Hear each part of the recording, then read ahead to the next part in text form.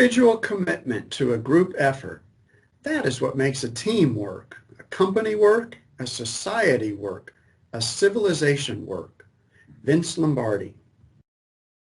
Welcome to Unit 5, Building a Team.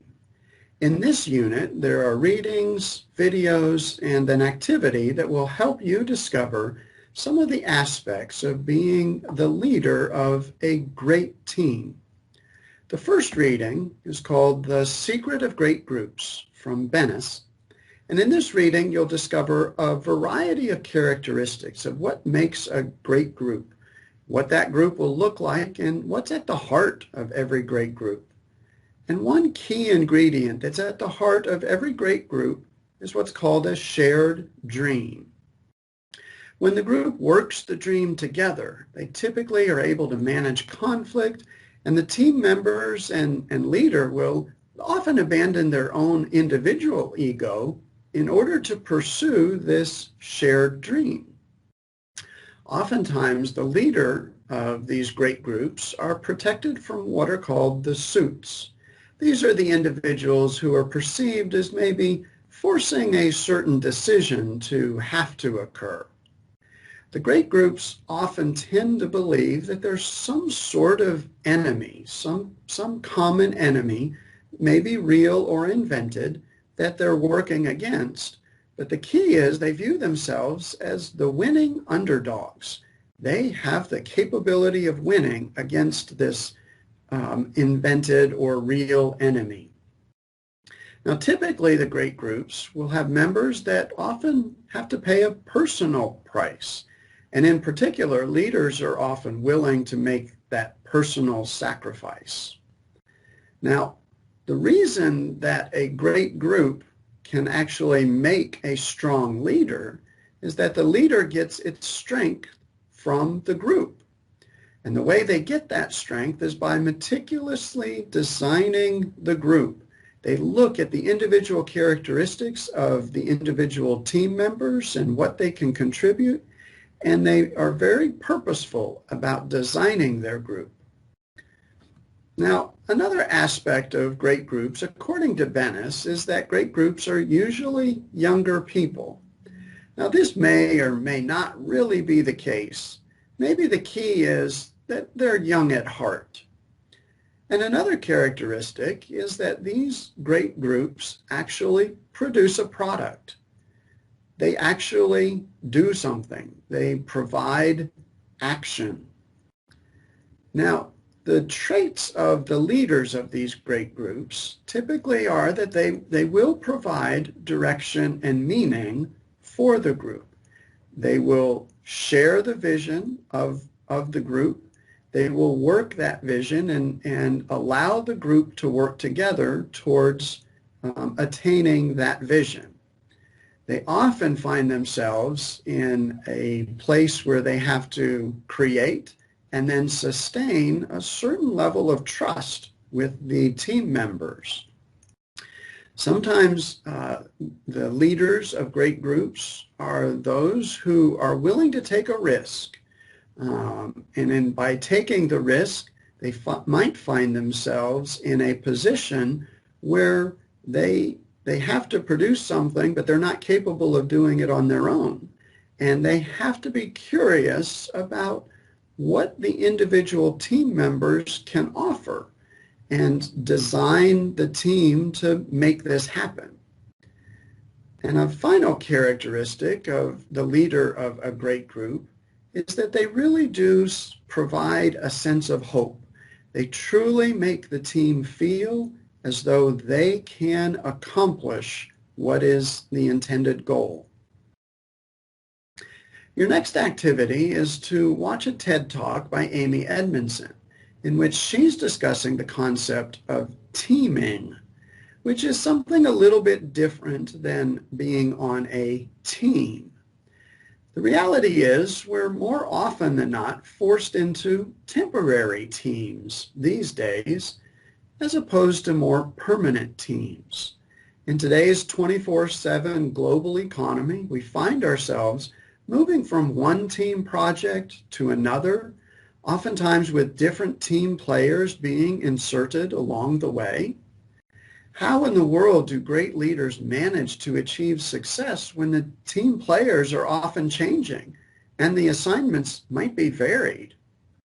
Well, they have to overcome some hurdles, and one of those hurdles is to overcome what's called the professional culture clash. The reality is you might have team members who believe they're the ones with the answers, but in reality, maybe they only have part of the answer. And we have to get them to cooperate with the other team members who might have the other part of the answer. In order to overcome this professional culture clash, they might often have to engage in what's called situation humility. The leader has to recognize, in this case, they may not have the answers, and they're going to have to depend on the unique gifts of their team members to accomplish whatever the complex project is. Well, because the teams might more often than not be temporary, the leader also has to create a little bit of psychological safety in order to make the team members feel comfortable and safe contributing a piece of an answer as opposed to the entire answer. Essentially, leaders in this setting really need to reach across their silos. They need to get out of their individual comfort zones and see what others have to offer in order to solve these sorts of complex problems. They need to recognize that individual members each can contribute a unique gift and a unique perspective in order to accomplish a much grander vision. Your next reading is a leadership profile of Knute Rockne, who was a football coach at Notre Dame, and he had one of the highest records of football wins of all time. And out of his coaching and his style came a long line of great coaches, including eventually Vince Lombardi and many others. But the key is, in listening and reading the transcript of this speech that he's giving to his football players, listen to that speech and read that speech looking for ways that he actually motivated his team to win. And see if you can combine all the information that you've gained so far into this particular example. You'll recognize that in his speech, he's conveying the sense that Notre Dame is the underdog, but they have the ability to achieve this vision. And he is very clear to recognize that individual team members each have something to contribute, and that the team needs to recognize the contributions, the unique contributions of each team member. And it's very clear that there is a shared vision among the team. And lastly, in this unit, you will be engaging in a team activity. Now, you may have already started this team activity, but for sure during this unit, you will be engaged in a brief task. Essentially, students have been divided into teams, and your task is to put together a puzzle. Everybody's been given unique puzzle pieces, and your goal is to complete the picture.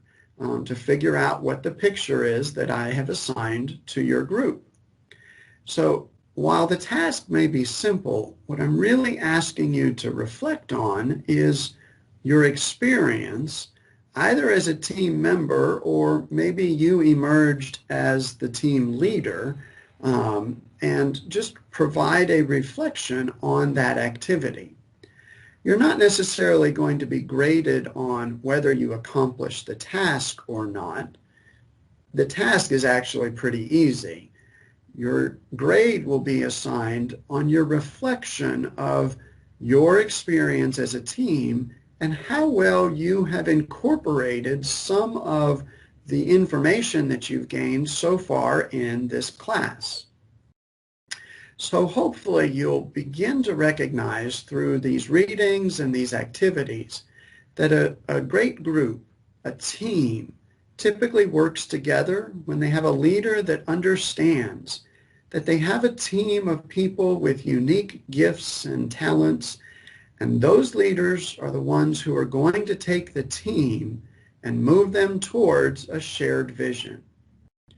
As Andrew Carnegie once said, teamwork is the ability to work together towards a common vision, the ability to direct individual accomplishment toward organizational objectives. It's the fuel that allows common people to attain uncommon results.